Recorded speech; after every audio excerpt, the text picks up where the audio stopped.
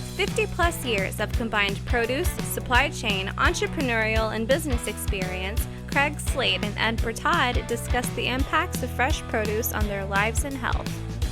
This podcast is a casual conversation between two friends just trying to get better.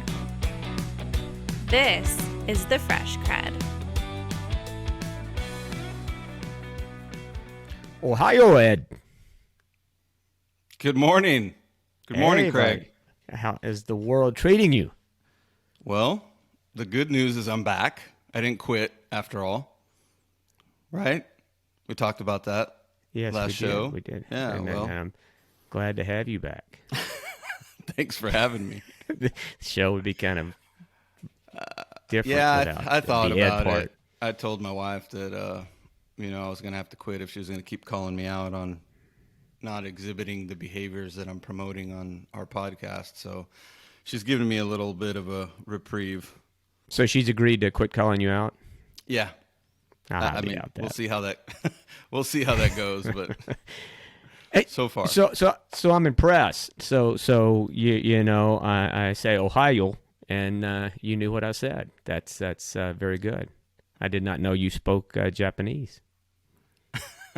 Well, I guess I do. So good for you. So, but anyway, said no curiosity as to why it's a Japanese morning for me. I'm sure you're going to tell me. I would have thought maybe Craig. Since the intro is, that there's a cue in there for you. You know, it's like, hey, Craig's speaking Japanese. I wonder what's up with that. That's not a normal thing. I'm a little slow on the uptake this morning. It's been a busy weekend. I got more than 6 hours of sleep last night, but we can talk about that later. It makes me feel a little groggy, but oddly enough. But okay, why is this a Japanese morning for you, Craig? Well, sir, I am partaking in many things Japanese these days. We've talked about the buckwheat pillow. I mentioned the acupuncture mat that we need to get on, and now I have a new mattress. Really? Yes, I have a new mattress. You know, we've talked about the lack of sleep. It is a Shiki Buton mattress. I'm not sure that's exactly how it's pronounced, but it's something like that. I'd take a 50-50 on I'd take a 50-50 on that. I mean, I might. So my lovely wife has actually been the procurement manager of the all things sleep in the Slade household. So the Shiki Buton, I'll be sure and look that up here in a little bit to confirm that. But it is, well, it's kind of like a hay sack, you know, like if you took a bunch of hay and threw it in a sack. That sounds great. And even better, it kind of smelled that way. It's like, you know what, you ever been to a petting zoo? Oh, I've been to plenty. So, but the amazing thing is, I got to tell you, it stinking works. I mean, so it's far, like an upscale. It's like an upscale futon, basically, is what it sounds like. It is a little bit. That's what I'm imagining. Yeah, I guess. Yeah, exactly. So we threw it on top of our. So I had the Casper mattress, which the Casper mattress is about, I don't know, 14 inches tall at least. I mean, huge. It's a big hunk of foam. The Shiki Buton, the haysack program, it is, I don't know, 5-6 inches maybe.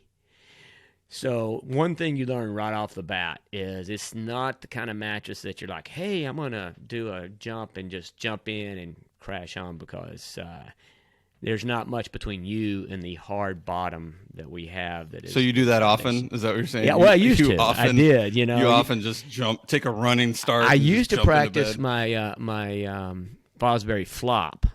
I don't know if you know what a Fosbury flop is, but Is that what Rodney Dangerfield did on Back to School? Was that? yeah, I believe. was You that know what what? you're I talking think he did do the Fosbury flop. That's the high jumpers. That is. I can't remember the guy's Philip Fosbury or something like that. Anyway, Oh, you're talking about high jump. Okay, I was talking about diving, but all right. we digress. Anyhow, so back yes, to I the do a amazing mattress. Fosbury. I did up until I got the Shiki Bouton, and It even sounds like futon. but it's Bouton, I think. Okay. Again, we got it. So at this point in time in the show, we're not 100% sure that's how this is pronounced. I'm going to do some quick checking on that, so don't everybody get carried away. It's kind of like the Sportneer or Sportnator. Which I love, by the way. Thanks again. It's, for something that just seems so simple. There's been massagers out, obviously, forever, but this one is pretty amazing. I'm enjoying it, and I think you got my payment, so I think this transaction is probably complete. Okay. And just for anybody that's new to the show, Ed's talking Could have just about been a gift, by the way, but Ed's referring to massager that we got through Amazon, guys. So it's not like a personal massager or anything. Well, it is personal, but it is a percussive. It's not a person, I think massager. It's a percussive, massager. Similar to, oh God, now I've got Sportneer stuck in my mind. Theragun, similar to the Theragun. Yeah, and we're gonna, you know what? We're gonna turn the world. Nobody's gonna remember what a Theragun is when we're done. It's gonna be the Sportinator. Is gonna be all that people talk about. Unless Theragun decides to sponsor our podcast. That's true. Then we can talk about it. we do a product comparison. I'd be willing to do that. Yeah, that's good. I don't spend, but I just, there's been some questions from some of the feedback out there about sleep and this whole trying to get better sleep. Yeah, guys, I'll tell you. So this is like the polar opposite of everything, right? Everybody, we as American consumers, it's plush, it's soft, and it's counterintuitive. I'll be honest with you. When you get on it, you're pretty sure you're going to wake up feeling miserable. I got to be honest, it's worked out pretty well. Now, it hasn't helped me get more hours of sleep because my alarm continues to go off even though I bought the mattress. But it is certainly sleeping through the night, waking up without some of the body aches and pain. I'm a little surprised. So buckwheat pillow and Shiki Bouton mattress. And I haven't needed the whole acupuncture, the Nayoya acupuncture mattress not mattress, but that thing. Let me guess, you have one for sale. I do now. If you want to try that, dude, because, man, that's like, if you feel like, self-torture, that dude is awesome. That's right up my alley. You should do the hard day's work out there cutting that brush up, buddy. You come in and lay that big old back off of one of these dudes, you'll feel like $1,000,000. It'll take all your problems away. But this one's used, so the Sportneer, I was happy to see was completely sealed and new and hadn't been used. But this acupuncture mat, I'm going to need a discount. Yeah, you probably don't want this. Yeah, Tanya won't even use it. She's like, yeah. What if you bled on it or something? I was like, oh. So anyway, that it's a different kind of mat. It's not for everybody. I'm not sure it's even for me, frankly. In fact, I prefer not hurting, so I don't really need it at this point in time. So anyway, that's my Japanese movement. Send me a picture. All right, I will. Now I'm intrigued. Like I might still, Okay, I will get you the info. It's the least of my investments. It's like a $25 investment. They tell you to start off you're supposed to start off with, they're full of disclosure. This thing's painful if you just jump right on it and lay down on the hard floor with it. So you're supposed to work your way up to it, but I really didn't have time to work my way up to it. I went straight to the floor and laid on it. That's probably not the best way to try it out. You probably should read the instructions. Just the thought. Yeah, that usually helps. I used to not be an instructions guy, but I think several years back we bought a playground for my daughter, and one of these things, if you ever bought one of these where they like ship it to your house and it comes in a bazillion different pieces, that's the first thing I ever put together, reading the instructions line by line, because it scared the hell out of me that it would come out looking like a trapezoid or a rhombus or something. And since then, it's so much easier when you just follow the instructions, It's just a matter of making yourself do it. That's kind of like, that's life, right? So- If so, there's so many people have become before us and lived a lot of the mistakes, and we do with our kids the exact same way. We give them all these instructions, but we as humans insist on not following the instructions because we need to prove to ourselves that whatever's wrong or right? So we have to put life together incorrectly and figure that out on our own, that was the incorrect way to do it, as opposed to the easiest part would be with just if we listen to more wiser individuals and possibly followed their instructions for life. Don't you think? No? Yeah, I was just thinking about a saying that I heard this week that I hadn't heard in a long time, but it's the longer I live, the more true I feel it is, and that's, what is it? Youth is wasted on the young. I've heard that one. But I want to go back to the quote you said before. Say it again one more time. Let me ponder that a minute. That's pretty deep. The one you Which just one? said before, youth is wasted on the young. Was that not the quote? I thought the sentence you just said, before youth is wasted. I thought that was your quote. Man. No, your quote was, you said, Laura, what did he say? Play back for me what he said before.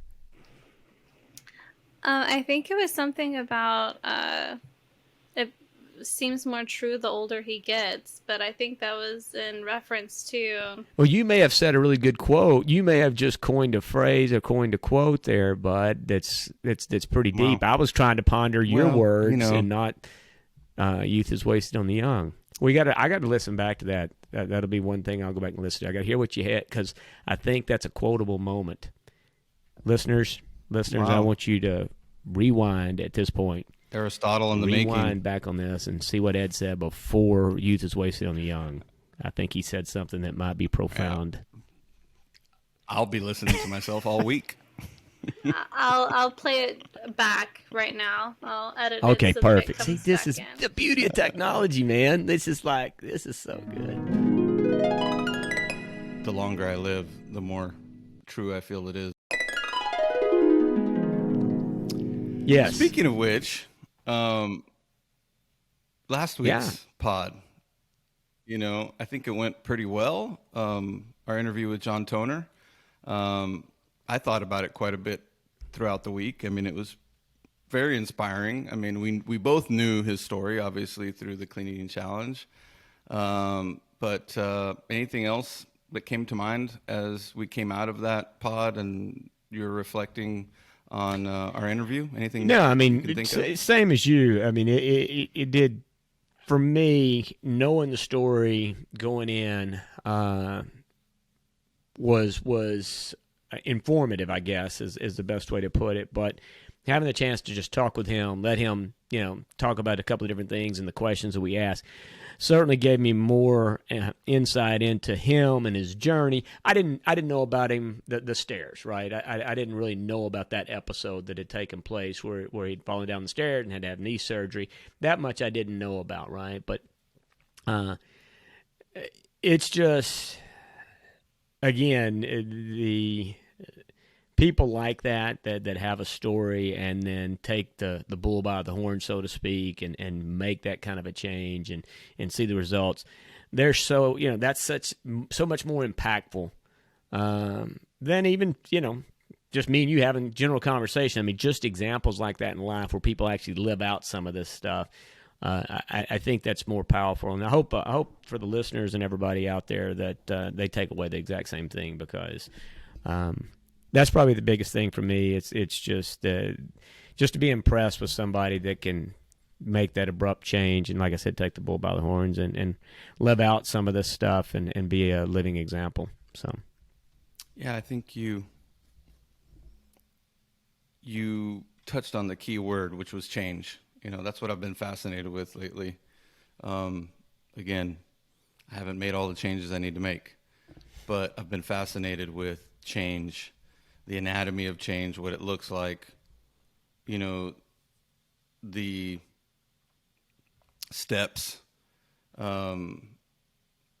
success and experiencing it, and actually, setting a goal and bringing that goal to fruition or seeing that goal through, I mean, that's pretty satisfying as well. So, John's just overall demeanor, you can tell he just feels really good. And I'm so happy for him, both because I can relate, and,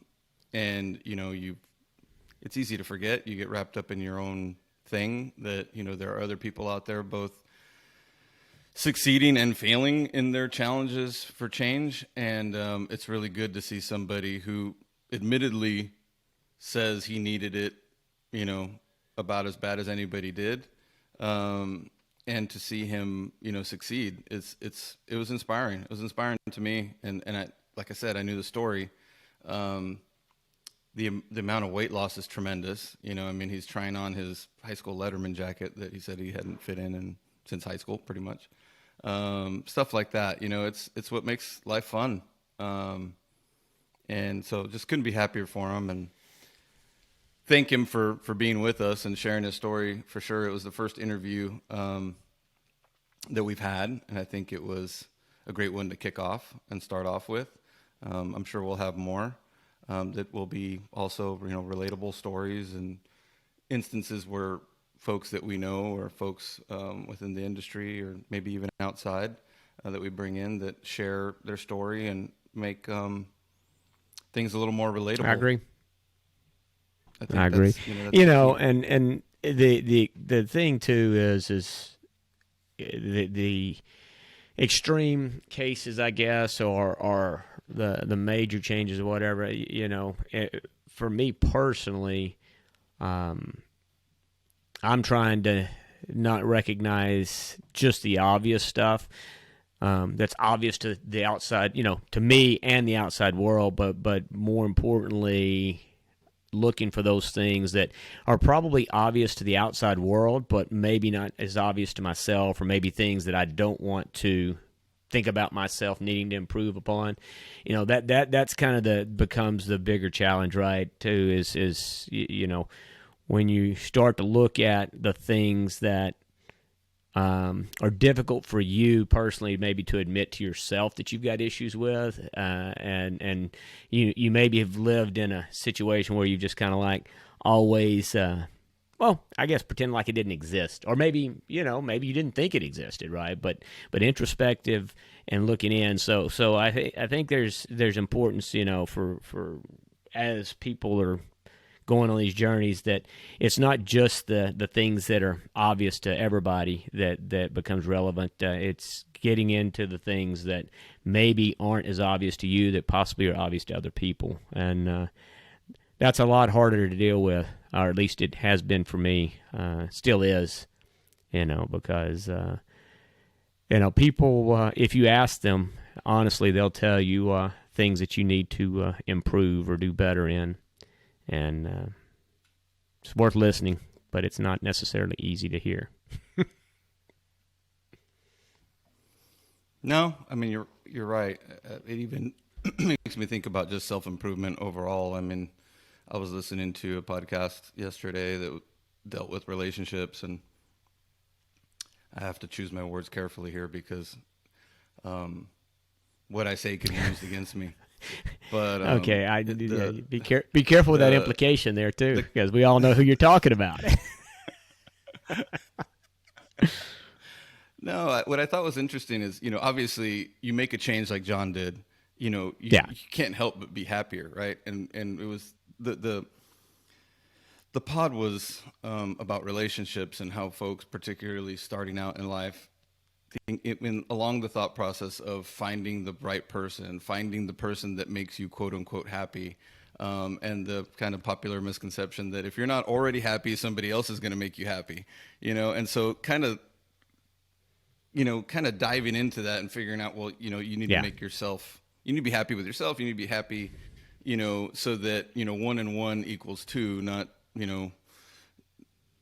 it's exponentially better, I guess, is what my point is. And so it's just it's obviously an exercise in self-improvement with, from a health standpoint. I've said it before, and I stole it from somebody else, obviously, but if you're looking for improvement in your life, starting with your physical health, I just don't see another way to do it, frankly, because it's hard to do anything else without feeling, your best. And so that's been key, at least for me. And like I said, I wouldn't be thinking about all the stuff that I'm thinking about today if I didn't feel great. And I couldn't feel great unless I was, wasn't feeling my body appropriately or getting enough exercise or, all these things. Well, and, not to, we belaboring the point here, but, the thing for me that I think today that is probably a bigger understanding, I guess, of where I'm at and how I approach things is, and it's a quote or somebody said, but if you want to see change in the world, if you want to see change in others, you got to start with yourself. And the real reality of things is you can't change. The only thing you really have control over is yourself. And spending time trying to change other people, you're going to drive yourself crazy. You're going to make yourself angry. I'm a control freak, as some people on this call might know. So honestly, I do think most of my family would have been better off if they would just listen to me, but they weren't going to. So I've come to realization that nobody's going to listen to me. So all I can do is improve myself. But no, all kidding aside, seriously, that's the big thing. You create so much stress and anxiety. I still do. It's not like I woke up over the last 6 months and I quit being a control freak.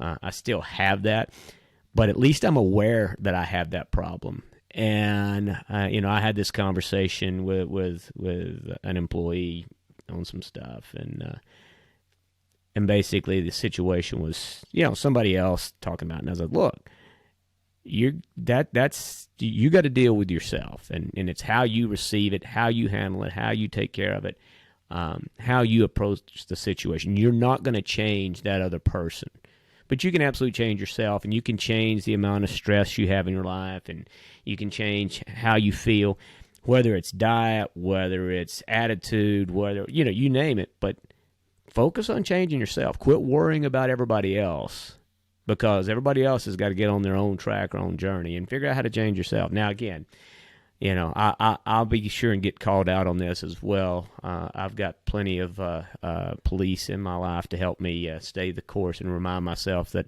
I don't necessarily live out everything I talk about on here, but it is a try. It is consciously in my head. I know now today I am a control freak. I don't know that I was aware I was quite the control freak that I am years ago. Plenty of people told me I was, but I don't think I believed them. But I think now I'm aware that I'm that, and I'm aware that majority of my stress in my life is created by my own self trying to freaking control everybody else or everything else. So, anyway. Trying to make everything perfect. Yeah, well, or perfect in the way I define it, right? It's like whatever my definition of perfect would be, and yeah, that doesn't really work for everybody else as much as I'd like to think it would. But it just But I think a good solution, if you will, is focusing on taking that same energy that you're talking about, control freak energy, and channeling it towards leading by example. And I think, eventually, if it is a healthy behavior, leading by example will likely, impact others. And it's a good way to, divert that energy into leading by example. I think, eventually, people will start asking you about, hey, what are you doing? I've noticed a change in you, or I've noticed this or that. The responses we've been getting back via email and social media and otherwise, although we know people are listening, obviously, the feedback's been really, really good. And again, if it was only one person sending us feedback saying, man, you made me really think about, what I'm doing today to impact my final days, or my narrative, or what excuses I've made, or etc. I mean, I think we're on the right track, right? I think, so yeah, for me, I guess I knew people. It's a little bizarre for me, right? I mean, I guess the weight of it, as I see some of that kind of stuff, sets in a little bit on me. It's one of those things where I don't know. I don't know how to get to it, but I guess now I'm more conscious of, wow, okay, be thoughtful in what you are talking about, because actually people are listening. I guess there was a part of me that thought really nobody would listen that much, right? They'd hear it, it'd be kind of like us yucking it up on but I'm not really sure I actually thought about people actually listening, and listening in the true sense of to listen. And so the realization that there are a few people that actually are listening, then it becomes to things like, wow, words matter, what we say here matters. And I'm thrilled to have people there and part of it. And you know what? And I've gotten some feedback from, as well as you, but I've gotten some feedback from folks out there that it's been helpful for me, right? So it's been kind of a trade-off, in comments that they've, brought back to me, or, some suggestions and different things that's come my way. So it's been beneficial in that respect. But yeah, the weight of, people actually listening, and not just us yucking it up. I don't know. It's given me a little bit different perspective, and just want to make sure that it is good information that we're putting forward here. But I always want to caveat this show that I'm in the business of peddling squash, and I'm a veg guy, and so be careful with how much knowledge. Most of mine's just cursory, dumb knowledge that I pick up along the way. It's nothing really to be scientifically documented for, please. Scientifically documented. I think you're safe there. I think you're safe. You think I am? Okay, good. I just think I'm putting it out there. I don't need, so I just want everybody to know that. I don't know if encyclopedias even exist anymore, but I don't think we're at risk of being included in any encyclopedias. Wow. Wouldn't that have been a bad career to have picked out if I'd have come out of college and said, hey, you know what? I think I'm going to sell encyclopedias for a living. Yeah, they were great when we were in school. Choice. I mean, I remember the full sets of encyclopedias for sale at the grocery store when I was a kid, and that was our reference material. I mean, it's kind of blows my mind when I think back to it. That's what we had. Or go to the library. You bought the encyclopedias by the alphabet. Like you got the book A. That was payment one. First monthly payment, you got book A, and then you'd get book B, and and then when there wasn't enough material, when you got down to the goofy letters like the U's and the W's and everything, why do those letters got to be goofy? You'd get like three letters in one book because they didn't have enough material, right? After they got past wallabies and things of that nature, they didn't have much else to put in there. So, well, that's a blast from the past. It was, yeah. So you had encyclopedias too, huh? I did, yeah. Yeah. I can see them now. They're red. It's the beauty of the internet. It is amazing. I guess they felt the same way, right? Because our parents, certainly mine were Depression era parents, and they probably thought to themselves, with that big book of encyclopedias, man, when we were kids, we had no source of information. We just we woke up every day and it's a new world. We had nothing, and then now we look at it and think, how in the world did we survive without the internet and all the access to information that you've got today? So I guess it's what are the kids today with all this power of the computer and information? What is 100 years from now, man? What is good? There's can't even imagine what the level of information. I guess some of them be on Mars. Some of them are going to, on purpose. So speaking of which, I tell you what. It's Mars, speaking of which? Speaking of, you were talking about news or information. I don't know if I brought this up on a previous pod, but News of the World, Did we talk about that movie? No. Oh, No, huh? oh, you got to watch it. And I know, look, don't be passive aggressive and not watch this because I haven't watched the stuff that you told me to watch. But Tom Hanks, News of the World. Oh, okay, wait a second. What did you just? Can you remember what you just said this time? I remember. You don't watch what I. So you're going to call me out? Okay, so you're going to call me out. Do as I say, not as I do. Yeah, exactly. Because I don't think you've watched even the book you bought. You ran out and bought a book, and I think you read the foreword, and that's like, okay, I'm done. That's enough for me. My narrative is that I don't have the time. I need to. I swear. But I do. Oh my God, I'm just oozing with time. Apparently you do. I mean, the last couple times I've talked to you, sound like you've been luxuriating, and I've been busting my ass doing something. Yeah, well, you know what? That is age and experience. You know, I've got a few years on you, and you're gonna. 6-7 years. You right now, you're gonna wake up one day, and you're gonna look around. Kids are gonna be grown, and you're gonna like, why am I doing this to myself? Why can't I be educating myself, sitting, sipping a nice Burgundy? Why can't I do both? I mean, yesterday I listened to 10 different podcasts. Now, what I need to do is start listening to, books via my phone. And that's what I'm going to do. Audiobooks is what they call it these days. All these books that I've got them stacked up all over the place that you've suggested. Audiobooks. That's what this week I'm pledging to audiobooks. And I'm going to start. I want you to pledge Lifespan. Molly.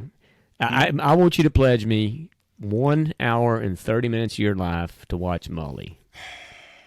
I'm telling you, Ed, sit the kids down, sit the family down, get some Kleenex. Really? It is. If you want to sum up. Again, in other words, we talk about all this stuff that trying to do and find and that. I'm telling you, this story, this life, it runs the most full gamut of life stories. I mean, from the beginning to the way it ends. I watch, as we've said before, I watch a lot of documentaries. I am telling you, and producer. I know you guys haven't taken me up on either because I've not heard anybody mention it to me. I'm telling you, this is one that you will watch and you will think, wow. I mean, it's a story. It's the most, I can't tell you enough. I mean, the guy's life is insane. I hope like heck I haven't been taken down some primrose path and this guy's like some fakey. But, I mean, if he is legit, seems like he's legit, what I've been able to research. Got to watch it, Molly. But I'm going to watch it this week. I've made the pledge. Okay. I'm speaking it into existence, and I've made the note, so I'm going to be accountable for watching Molly. But check out News of the World with Tom Hanks. Okay. You like Westerns, right? Yeah. Heck yeah. Okay. And you like Tom Hanks? I do. I like Tommy. Great movie. Wasn't he in Private Ryan? Wasn't that the guy that did Private Ryan? How many movies has Tom Hanks done? Who knows? Yeah, I mean, true. there's just he did that with every that beach movie ball you could too, think right? of. I mean, the Beach Ball, Big, which was one of his first movies where he really broke out. I mean, that was the acting in that. I mean, it was pretty. If you really think about what he did, it was pretty legit. But yeah, I'm going to schedule the time for some Molly now. Somehow something slipped in front of Molly, and I can't believe this has been on my radar for a while, but I don't know why it didn't click. I mean, not obviously, but I love the outdoors. Mm-hmm. And Alone, the show, survival show, is something that I had been aware of, but I'd never really sat down and watched it. Is this that naked show? No, that's Naked and Afraid. Oh, okay. Naked and Alone or something. Because that looked like the dumbest dadgum show I'd ever seen. I don't know what that is. Yeah, that's kind of disturbing. That. I mean, I will watch that once in a while, but it's not. Yeah, Alone. I'm on season 7. It's the only season available. I think 7 and 8.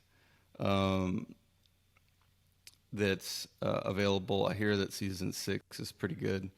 So is this real people? Right. So season 7 is 10 people in the Arctic 100 days for $1 million. Oh, hey now. And so like whoever, makes it, and don't tell me if nobody makes it. I don't want to know. Right now I'm on episode 7, and I think there's 7 people left.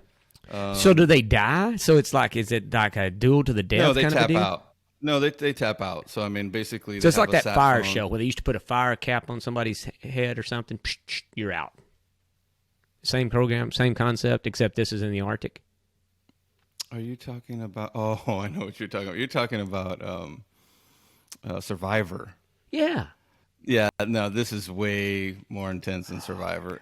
Primarily because I think, in this show, they're in the Arctic. I mean, so it's, winter It's in cold. the Arctic, pretty rough.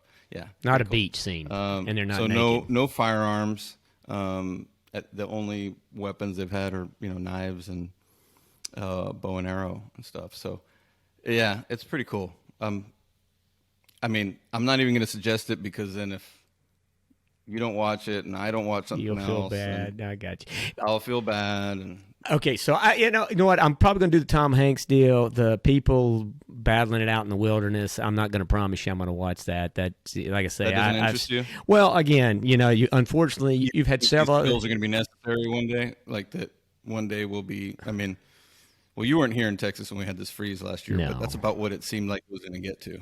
It was going to get to Alone season. You know what? Texas If I edition. got to live like that, I'd just soon die. 'Cause none of that sounds like living to me. I'm sorry. Okay. So, but well, and now I have there are a couple of extreme challenge shows that I've watched, which it doesn't sound like this, but so there's some shows out there where they have to they have to hike up like a mountain for 10 or 2 days or 3 days, jump in a boat, ride the boat. These are teams, and they get on this bike and they ride through the mud. They're like these endurance challenges. I've watched a couple of those, been kind of impressed by that. But this thing reminds me of too many of those shows where, it's not real. You know what I mean? I mean, like I said, like the people where they put the fire out. That seemed like a good show at the very beginning. No, this is different. Yeah, this is different. So they're not making teams. it's okay. They're not making teams. Are you sure No, they're there's not no just teams. like creating drama? Like I say, people getting naked just because that makes a good show. No. Okay. No, this is different, and I'm only 7 episodes in, but they're filming, like, each individual participant is alone in a different part of this area where they're at. I think this is in a lake. It's actually the deepest lake in North America. And so they're strategically placed around the perimeter of this enormous lake, but they're all alone, no filming crew, just what they have, set up in camp. It's pretty legit. No but filming crew. So they got like their iPhone out there? They have to film with GoPros, and they have a camera that, like, for camp and stuff. Wow. But it's pretty good. Huh. Yeah. All right, I may give it a dab. I may check it out. But I want to point out something. So just unlike you, and it's a great segue. You told me to listen to the Yogi Man, that podcast. And I listened to that. Yeah. And I got it, there was some good stuff in that. That was worth listening to. Yeah, I mean, he's so you're referring to Lewis Howe's interview with Yogi Man. Oh God, I forgot his name, but he doesn't go by Yogi Man. He's a guru. But what was your take? So What do you- there was a lot to take out of it, but the concept of family never, the way he articulated, it talked about identifying as a family, and how that has created wars and battles, and honestly, I'm not going to get off, but I mean, it's worth listening to, and it really provides some insight, certainly in the day that we live in today, but just I'd never really thought about it the way he conceived that, and about how we establish this identity as a group, which by definition, when you identify with that family, with that group, you exclude or oppose others, right? which in turn creates, like I say, an exclusion, opposition, blah, blah, blah, which is what's created. I know. I mean, there was some of the stuff in there I thought was, maybe I didn't necessarily, I don't know whether I agree with or I couldn't wrap my mind around, but yeah, his whole. But that's the point. Like, take what you think is valuable and discard what isn't, and that's the whole point of listening to all these different points of view. And his points of view from a guru are a little idealistic for me, but there were things, like to your point, that I think were worth exploring. And and then just like say again, self introspection and how you identify or what it is that you put out there for the world to see, and how hard you hold to that, and do you create opposition in your life trying to adhere to that family concept, whatever. Anyway, it's worth listening to. I just, the point being is, I, unlike you, find myself taking you up on some of your advice and recommendations. So, I'm just saying, that's what that is. Me and Callie, that's what we're here for. Hey, so I heard you got a new pair of shoes. I did. I got. Not to change the subject, but to change. So I've gotten a couple of pairs of shoes, but it hasn't gone great. So yesterday I took some shoes back, which were Brooks running shoes. So I've got these Adidas 8 that I run in every day. I love them. And apparently Adidas... You didn't pull a Karen, did you? No. Why? You didn't... Well, okay. I don't know. I was just gonna say you're one of those guys. One of those guys. What? One of those guys that returns stuff. I don't know if. Yeah, I mean, I'm familiar with the Karen concept, but I don't think I did that. Maybe they thought I was a Karen. I don't know. Either way, I'm paying enough of the. Well, actually, there's a. What's the male version, Laura? Karen is. I don't Ed, know. I don't know what a male Karen, like a Chad. It's Ed. We're just gonna go. Okay, so somebody's come up with something. It's gonna be Ed. No, it's gonna be the. Okay, Ed for now. That's fine. Anyway, on the shoe situation, I paid enough for the Deadgum shoes that they were these Brooks shoes supposed to make me, lightning fast, I guess. No, I couldn't get the Adidas, so I got these shoes. Went to Super Duper running shoe store. They stand you on a thing and take a picture of your foot, right? It's custom. Yeah, it's great marketing, right? And when I'm in there, my father-in-law would say that sounds like something. So that's what this place is, bud. You're paying 30 to 40% more for shoes in this place just so you can get a custom fit, is what they call it. Well, my custom fit wasn't worth a because I got these dudes on and I ran in them, and again, I'm not like tearing up the turf out there when I run my every day, but I don't want to get slower, and I don't want to feel worse at the end of the run than I did my old shoes. So anyway, I ran in these Brooks. They didn't work. Took them back yesterday. So I've got a new pair coming. It's a Swiss-made shoe called Cloud, I believe is the name of it. It's a Swiss shoe. Maybe I'll bust them out. They had to order them. They didn't have my size.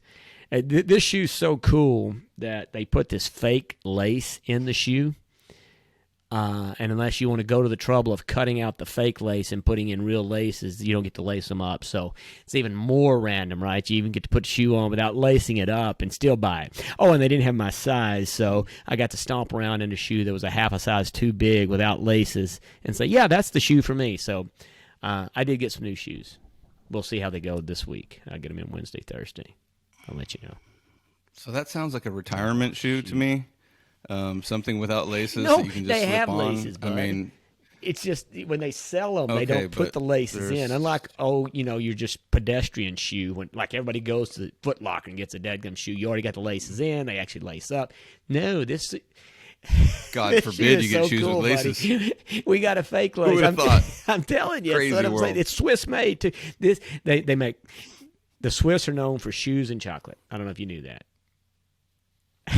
You know what? Now that you mention it, that's what you got me thinking about, and I wish my I could have some chocolate, dark chocolate. But you made me I don't think think about they make chocolate. dark chocolate over there, though. I think they. So basically, the moral of the story is now. Well, we'll run like see. a Well, deer. next time, Right. next week, we do this again. That'll be one more product placement we can talk about is my new Swiss Cloud shoes. I think it called Men Clouds or something. I don't even know the name of the shoe, honestly. It's brand new to me. I've never worn them.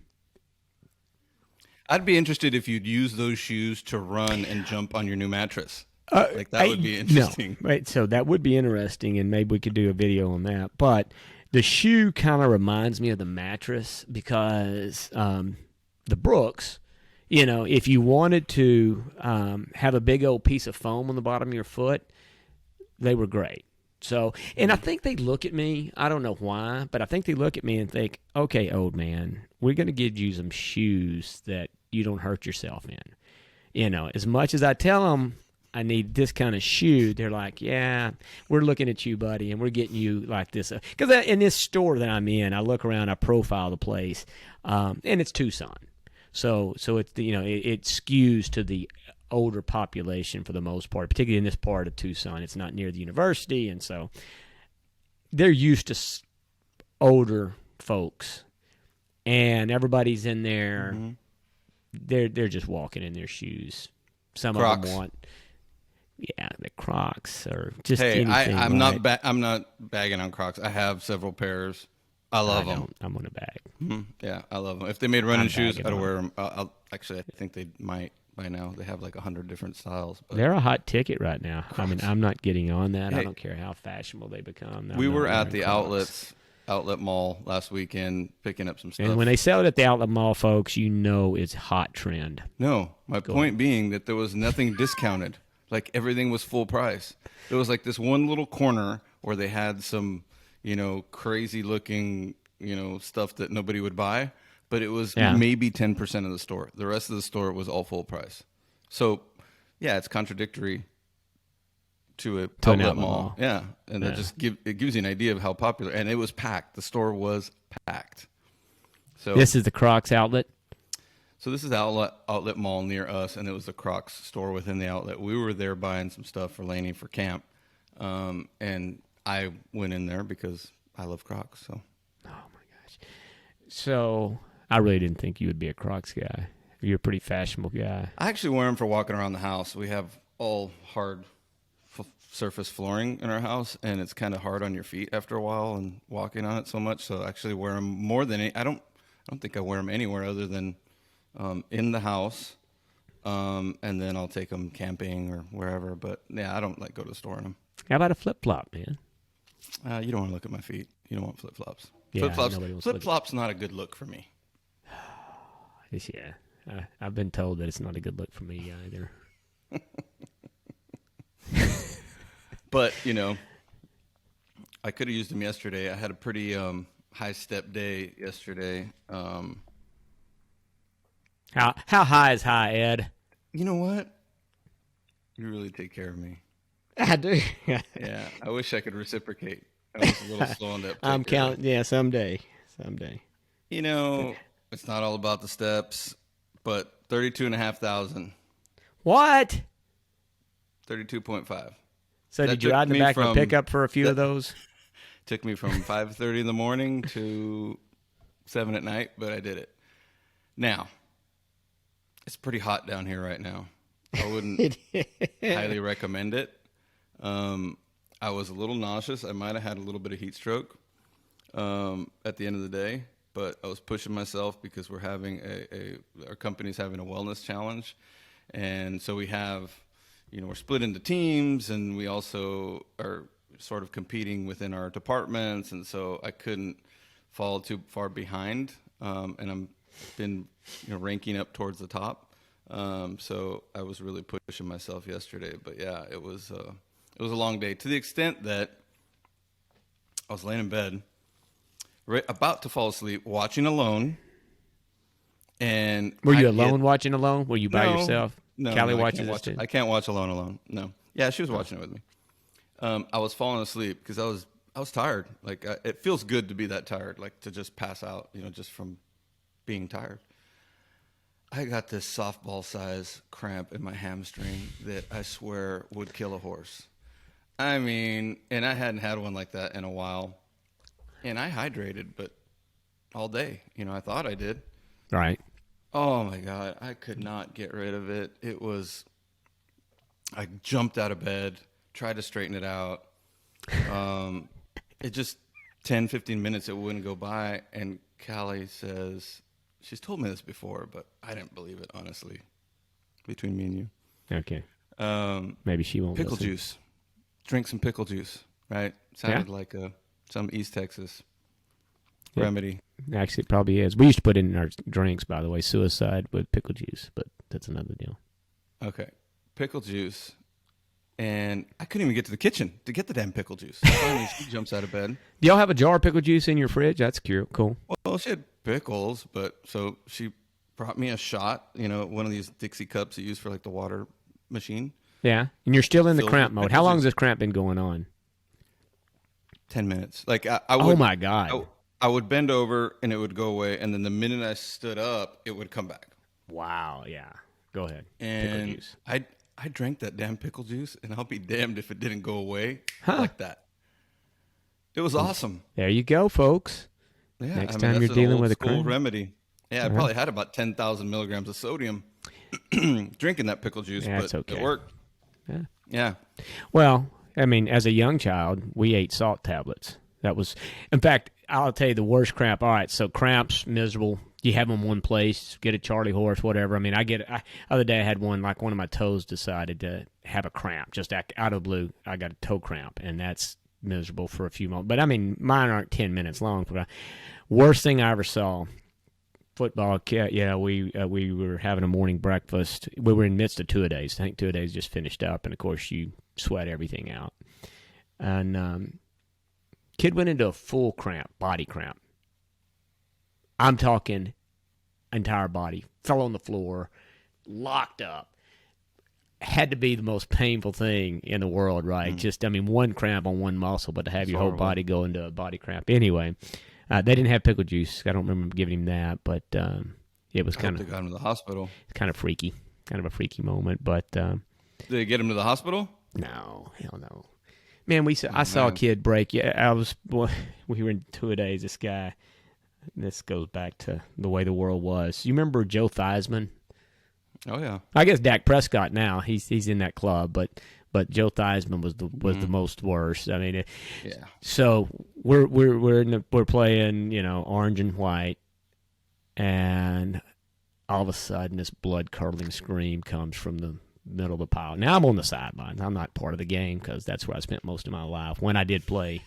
And I didn't play much or long, so but I was fortunately on the sidelines, and that doesn't sound good. And man, they pile everybody off, and sure enough, they snapped this kid's leg at the shin. It's compound fracture. Oh, it's bad. He's sitting on the field. Yeah, I've seen two. I've seen two up close. It's pretty bad. So here's the beauty. Of course, they call an ambulance. Got no choice. They got to call an ambulance, right? We got our medic out. We moved practice like 30 yards away from the kid up the field and continue on. And all I can remember is I got called in like the next play. It's like, hey, Slate, come out. And I was like, okay. I don't want to be out there at all at this point in time. I didn't want to be out. I don't even know what I was thinking trying to play anyway. It's like, yeah. So thank God I didn't get anything hurt. I didn't play enough to get hurt. So, yeah. But then no, we didn't call anybody for the hospital for the cramps, and they did call a doctor for that deal, but that was only because it was a compound fracture. Probably anything else, they'd have put one of them air splints on him and sent him home. I've never seen anybody cramp like that in person, but I did watch an episode of Deadliest Catch where they fish for crab, like off of the coast of Alaska, and there was a kid who was new to the boat, and he had been throwing up so much that he dehydrated, and he went into one of those full body cramps, basically where everything like just kind of contracted, and like he couldn't even move his mouth, and it was It's a scary freaking looking, deal, bud. I mean, it's like, wow. They actually had to evac him off of the thing with a helicopter. Like he couldn't keep anything down, and for so long that he just dehydrated to that point. Now, I mean, Did he lose his job? Failure, there's all kinds of. I don't remember. I mean, those guys are pretty hardcore. They are. He might have. Yeah. Another one of those things. So I didn't cramp like that, but it was painful. Well, yeah, I mean, I'm not denying. I mean, that's like I say. I can't imagine what a full body must feel like. 'Cause my whole point is it hurts me to get a toe cramp, for crying out loud, or a calf. My calves are notorious for cramping. So bananas are good for that. I don't eat those anymore, but I had one yesterday. It was just, I think I just pushed it a little too much. I didn't drink. Yeah, a little too much. I think I'm going to try to keep it under 32,000 steps a day. That's probably a good idea. Now on. Probably a good idea. Hey, you got your brush pile ready for the brush man? Brush pickup this week. Yeah, thanks for remembering. How could I forget? I actually thought it was last week, so I was off by a week. Well, everybody, you got your own thing going on. No, that's funny. Hey, I know we talked about a lot of products, but we had some interest. Maybe the show is a product show. Maybe it's no longer about us getting better, just products. Well, I mean, it's self-improvement, life improvement, hacks. There has been some interest from our audience on the buckwheat pillow. Just before we move away from products, what's up with the buckwheat pillow? Is that still, Yes. the buckwheat pillow on your haystack bed? That all sounds great. By the way, it sounds like you're about to cook dinner. They probably are not going to hire me to sell their products just because of my description doesn't necessarily bode well for them. But the results is what matters, right? It's like anything else. It may not sound great, and I'm just putting it out there as to how my perception of some of this stuff is going in. But the results is what matter. I'm on it. I mean, the buckwheat pillow, I don't sleep on a regular pillow anymore. I haven't adjusted it, so I need to do that. So I still have somewhat of a neck pain issue, so it hasn't completely eliminated, but has it improved my neck? Yes, it has. But there's adjustments. So you can take buckwheat out, put buckwheat in. You're supposed to measure like your neck, right? So it keeps it square. And so that's the beauty of the buckwheat.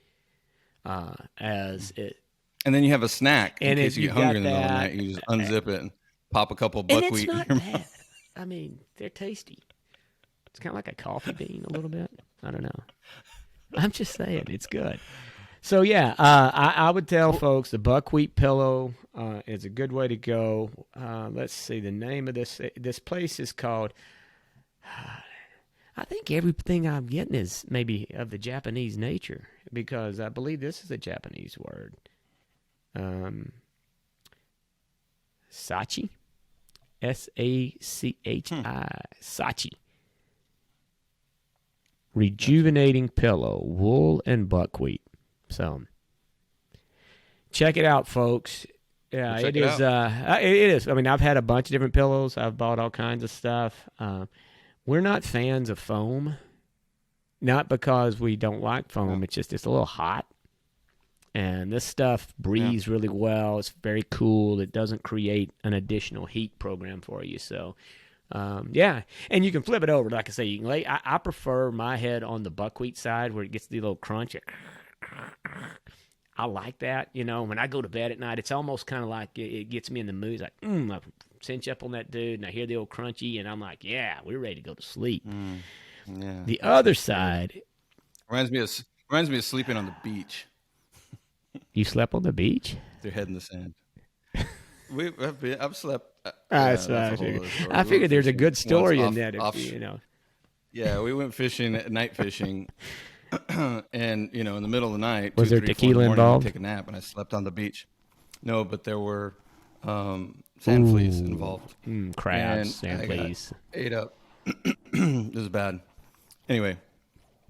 Buckwheat pillow, try it. I might try it. I need something. Now that I'm sleeping 7 hours a night. God, I heard Did you hear that? I slept 7 hours last night. That's like hibernating. I mean, and I wore my What? Fitbit Wait a for the first minute. time Get last out of night. here. Yeah, Yeah, I'm talk progressing. to me. Yeah, I'm progressing. Data So I don't know capture. what this means, but 14% REM, 58% light, 16% deep. Is that good? I don't know. Nor do I. Damn. So no, but here's what's relevant, and this is the part you're not going to like, because I know you probably have all kinds of reasons why you don't like sleeping, and even though you slept 7 hours and you got all that sleep. So here's the thing, Now, mind you, 7 is an improvement. You know that, right? yeah, I'm well aware. 7's, it's more than probably an hour average improvement. I'm aware for me. of that. So, yeah, I know your sleep. Okay, I know that's your why sleep I was habits. grumpy. Our producer was a I little know. grumpy this morning too. She self-admittedly said I was grumpy as well. I was the only one happy. I wasn't even sure that. Yeah, I mean, Sunday morning early. I was thinking about watching CBS Sunday morning, drinking some coffee, maybe having an omelet. You had to go to work. You want to talk, so we're talking. Yeah, I had to go to work. But now I'm happy to be here. See? Like now I'm ready to go for the day. So, So 7 hours is awesome, So but what you talk got to so me. the point is you have to develop your own benchmark, right? So when you ask, is that good or bad, right? There's you can look up some stuff and they'll tell you, your percentage of your sleep should be this much REM or this. There's a lot of different schools of thought on that, but what becomes more relevant is you yourself, right? And how you are doing against yourself and monitoring. So, in fact, I'm thinking about asking for we've talked about the Oura Ring. I'm thinking about asking for the Oura Ring for my Father's Day this coming up. So, because it is the best at sleep analysis, or at least tracking, at least from all the people I listen to, say it's the best. So, but the whole point is build a portfolio of your sleep trends and watch it so you can see things that affect good and bad sleep, right? So you got that record. How did you feel this morning? Do you feel great? Well, that's probably indicative that you got a good amount of time, that it was effective quality sleep. Now, let's say that night you have a couple of tequila shots while you're out there barbecuing and you go to bed. What you want to be able to juxtapose that against is how is that sleep comparatively, say, to what your normal sleep is? Did it disrupt it? Did it shorten it? Do you feel worse the next day? And it may not be tequila. Maybe it's eating late. So you eat at 10 o'clock where you're normally finishing at 8 and going to bed 3-4 hours. So that's really where it becomes informative is monitoring it for yourself. Optimizing, right? Yes. Optimizing the sleep that fits you, and then understanding the things that affect your sleep, good or bad. That's where it becomes much more beneficial, as opposed to, at least for me, and the way I try and use it is just trying to watch it. And hey, again, hats off to you. I still am not getting the appropriate amount of hours. Well, what I'm most proud of is no longer employing the head in the sand methodology. So, just like in a lot of other parts of my life that I chose to ignore, once I acknowledge that I have a problem and I can address it, now I'm starting to measure it. I think this is the first step for me. I think it's going to get better. I think if I could pledge right now to 7 hours a night, I think I'd be like, maybe I'll make my own little kind of mini challenge. Good. For the week, and say I'm going to do 7 hours. So now, did you get 7 hours instead of sleep to wake? Was that actually? That's what you were actually asleep. So you were in bed probably 8 hours, 8.5 or 7.5, something like that. Okay, that's good. Yeah, it's excellent. Yeah, because with the cramp and the cramp, the whole that whole scenario. Yeah. Well, I can say that's sounds good. I mean, it sounds like it was a good night. Although you woke up grumpy, I'm not sure what drove that. Maybe the cramp kind of disturbed things. I don't know. Maybe it's just you're a grumpy morning person. Allergies haven't helped lately. Like my allergies are just through the roof, and being outside, allergies and around, just environmental allergies. Yeah. Well, fortunately, live in in a bubble in Arizona where there are no allergies. Yeah, tell that to Tanya. No. Yeah, really? Oh my gosh, yeah, she's got she Dust or dust is dust, I mean, and they've culprit? got this yellow pollen from these trees. I don't know, from like the salt cedar type something like trees that. or the I don't know what it is. I don't. Fortunately, it's not. cat claw, Weisach. I don't have an allergic addiction, so I don't suffer from that. So, but both Tanya. So you're not going to dig in real far. Yeah, that doesn't affect me. Okay, well, I guess that's probably true. So yeah. Well, It really messed me up when I came to visit you. Oh, that's right. Dad. Yeah, lower experience. A lot of people do. There's a lot of people that battle the whole thing, and it's between the dust and this pollen. So yeah, it's not the kind of bubble you think it is. Now, for some people, it'd be maybe great, but no. Northern California is the place for Tanya if she wants to have allergy-free life.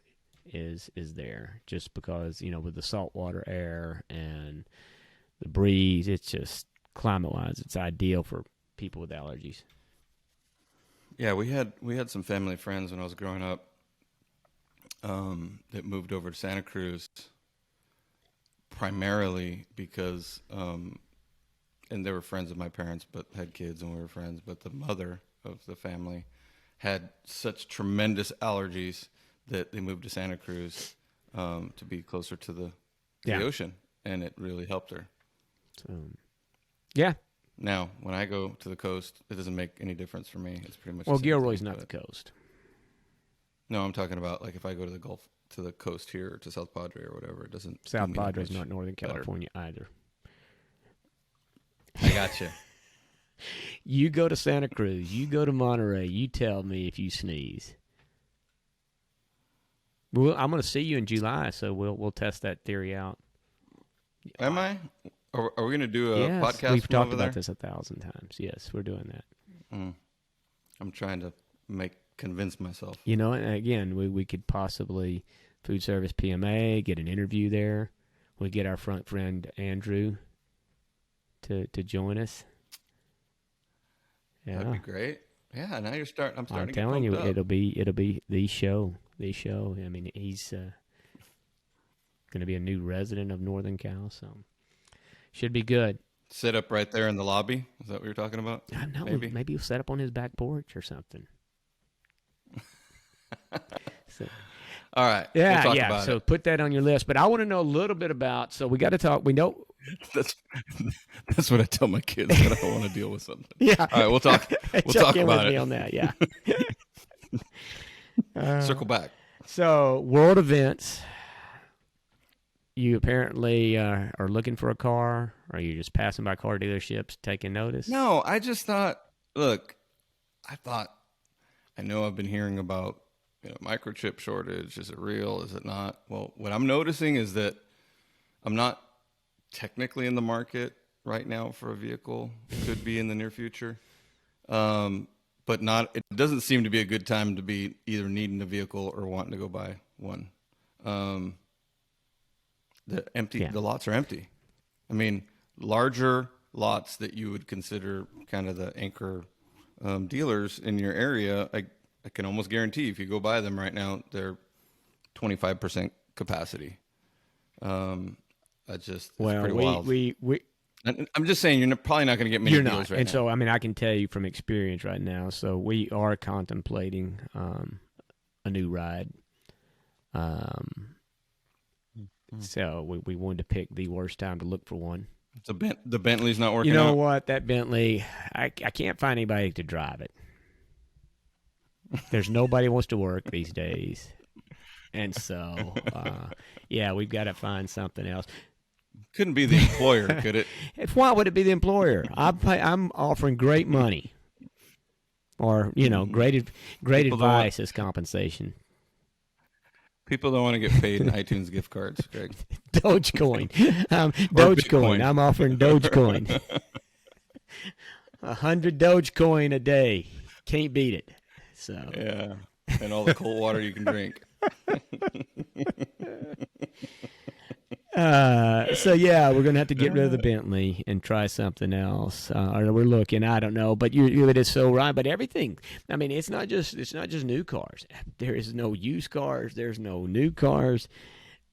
The world is upside down. I mean, there's this chip shortage, but then there's this huge demand. Lots of money out there floating around. It's crazy. I've been getting emails from dealers wanting to buy my vehicle. Like it's turning into, what was that show, that movie, Mad Max? Yeah, it's going to be like Mad Max here pretty soon, where like people are, trying to salvage all this old, machinery and equipment and all this stuff. They're like, they'll be valued to all these, like now used vehicles value will increase. I just thought about something from that movie. Maybe I should dig like a cave and get some pigs and create a biofuel. Because you remember that's how they did the fuel. Wasn't that Mad Max where they had the pig farm underneath and the methane gas that they created was the fuel? They're ahead of their time. I could be on cutting edge. I could be instead of battery power, because how are we going to get battery power, right? I've got pigs making methane. Have you ever been to a pig farm? I have. I actually been to, so one of my college roommates up in North Texas, his family owned Potter Sausage in Oklahoma. Smells disgusting. Just going to tell you. Yeah, it's rough. I mean, pig farms they're about, if you can stand that, you can stand probably the only thing I've ever smelled that's worse are like a warehouse where they keep hides, like cow hides after they've been butchered and they, salt and cure them. That's about the worst smell I think I've ever smelled. Man, I think something just came up. You gonna be okay? Did you get choked on something? Yeah. Yeah, memories.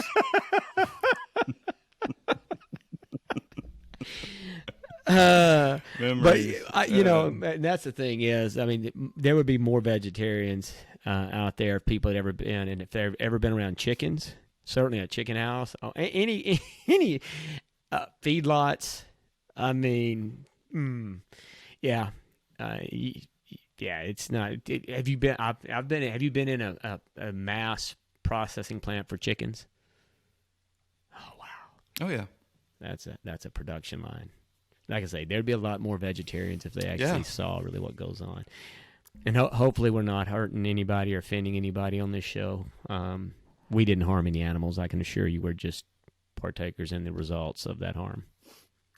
I don't know if I'd be practicing the box breathing that I've been trying to learn about on the pig farm, but that's something that I'm committing to learning more about. What? Box breathing. That's another one. You're coming at me with all sorts of new stuff. Yogi Man, box breathing. I was listening to a podcast yesterday, and it was a Navy SEAL trainer talking about, I think it's a method used in either yoga or meditation or both. Box breathing, pretty simple, 4 seconds in, 4 seconds out through the nostrils for meditation. That's what I figured you'd know what it was. I mean, you meditate. Well, no, I do that. I didn't know. I didn't know the name. I didn't know the name of it. Yeah. So yeah, I mean, that's a breathing. This is probably more advanced than the app meditation that you're doing. Probably. Tamara, she's very advanced. She does an excellent I looked into it, but I didn't realize that you had to pay for subscription. I have too many paid subscriptions. I got to get rid of one. I have to get rid of something before I start subscribing to guided meditation. So what are you not using? What do you mean? Well, do you as far still as subscribe to Crunchyroll? Do you still subscribe to Crunchyroll? Crunchyroll. What's that? What's that? Come on! Don't act like you're not subscribing to Crunchyroll. I don't know what that is. Oh my gosh! It's Laura. What is Crunchyroll? Okay. It's anime. Oh, okay, no. Oh, man, I've got an anime story for you. I was scared for a second. I was like, oh, what is that? Well, it's okay. It's not just anime. It also includes, you remember Speed Racer? Did you watch Speed Racer as a kid? Mm-hmm, Which, for me, it was the worst cartoon ever. as a kid. I mean, we didn't understand. Apparently, that cartoon was cutting edge for crying. It's 1970s, and they still have the exact same production, right? It's like cartoons that were 1970s that we thought were bad now are popular. It's the weirdest dadgum thing. But anyway, it's like Speed Racer Channel, and that's all they have. They have anime and that kind of stuff. But you got an anime story. I want to hear this. All right, well, we'll need to talk about that. I want this anime story. So, anime, and guess what other cross-section of culture I'm going to associate with anime together. Culture. Do they work? Do they work in Vegas? Devotees, once a year, at least. Yeah. So anime, devotees, and well, I don't know that I want to say the word. Can we say porn? Okay, no, we can't. Rodeo cowboys. Rodeo cowboys and anime. Two things that you would never expect. Yeah, to no, intersect, I thought the right? one I went with first was more likely where you were going with this story. But yes, I did not get anime and rodeo. You got to admit that. I mean, that is so talk. And this was years ago. National finals. You're at the national finals, and somebody's in an anime costume. No. This is the Houston Rodeo. Oh, Houston Rodeo. Houston Rodeo. So Laney's 11. So it's probably about 8 or 9 years ago.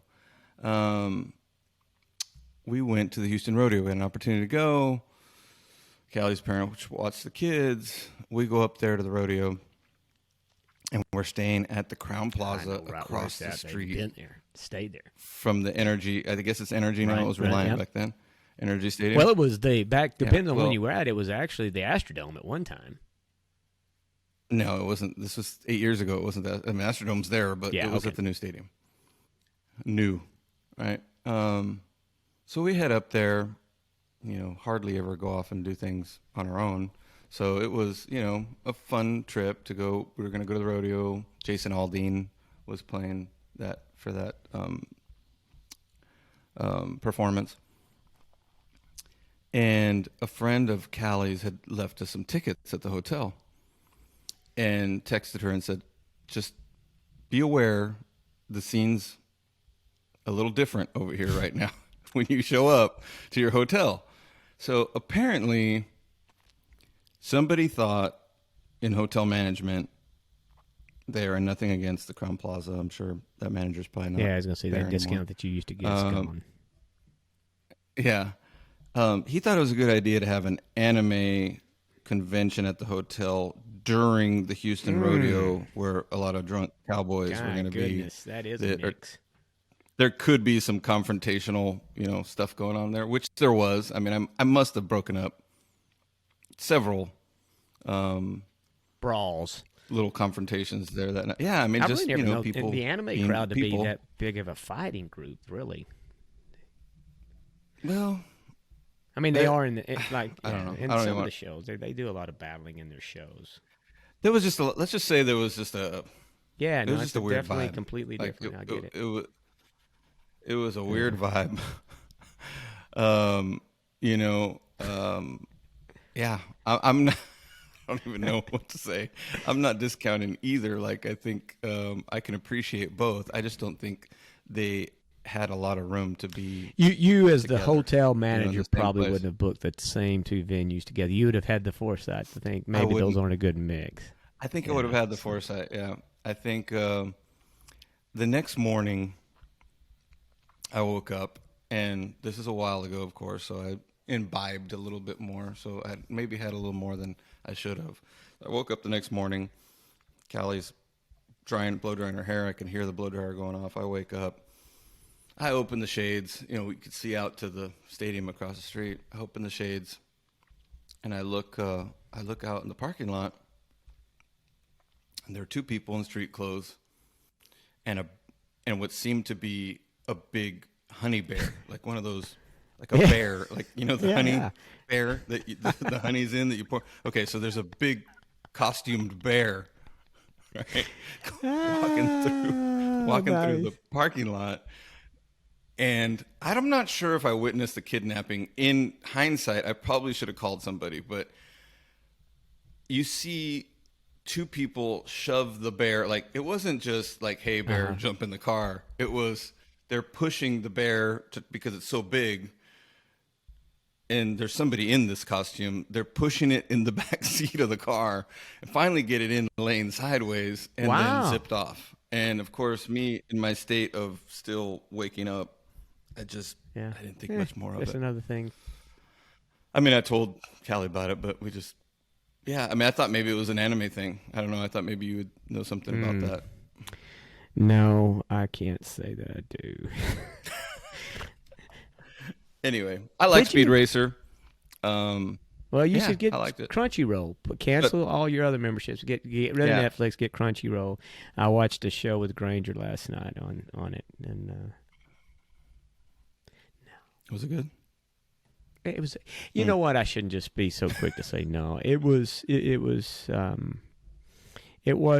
anime. It was one of those. It was like Speed Racer, except they kill each other in this particular one. It's like Save the Flag, I think. They kept playing the song Save the Flag, or something like that. It's like they live on Mars and the people from Earth, and there's this like battle going on. Laura, do you know anything about this particular show?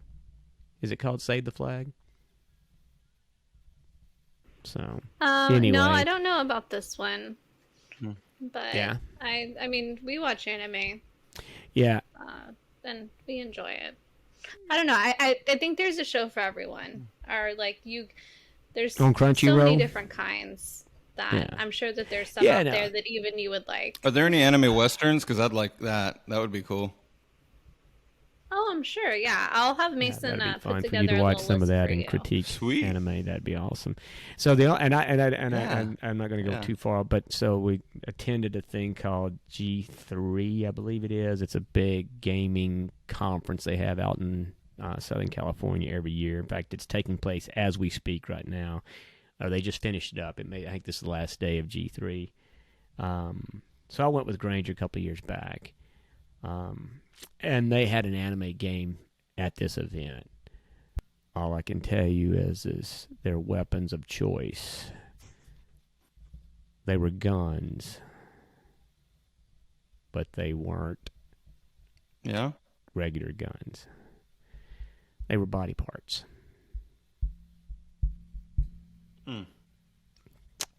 Interesting. And I'm gonna leave it. I'm gonna leave it at that. Well, say no more.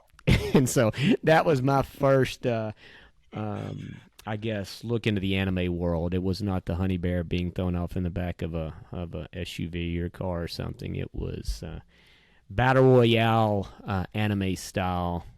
And anyway, so I thought that was intriguing. That's kind of where my frame of reference in anime's been set from. So it's probably not the best place. There's probably better anime than what I saw at G3. G3 is, by the way, recommended. You should go, even if you're not a gamer, and I am not. But, man, it's a cool spot, and some of the stuff they're doing with games and all that kind of deal is pretty cool. But I just say one thing I'm excited about? Please. I'm not a big Topgolf. I mean, I like Topgolf, but I prefer to go real golf. Hit balls off of real grass. But yeah. So I just became aware of a new format. And this is not associated with Topgolf. This is a different company. It's called Popstroke. And it's a Tiger Woods design 18-hole putting course with outdoor dining. There are several throughout the country right now. Houston, I believe, is going to be the first city to get one in Texas. And it looks like a lot of fun. So now what's okay? Back. I'm sorry. So it's say it again. I didn't get all that. So imagine like a entertainment restaurant, facility similar to Topgolf, but it's an 18-hole putting course with outdoor dining. So kind of similar feel, similar vibe, similar quality. Kind of an upscale, putt like we used to go to when we were kids. Yeah. But I used to be like a champion. Kicked up several notches. So it's called Popstroke, and Tiger Woods is involved. So looks like a lot of fun. So I'm looking forward to that. And they've got one in Houston. They will be building one in Houston, I believe, by the end of the year. That sounds like a great time. Yeah. There's a couple in Florida. So that looks like fun. More shortages, construction materials. No surprise. Has gotten better, though. Done. It is getting better. It is getting better. I just don't know if I can afford to wait any longer on some repairs we need on our house before.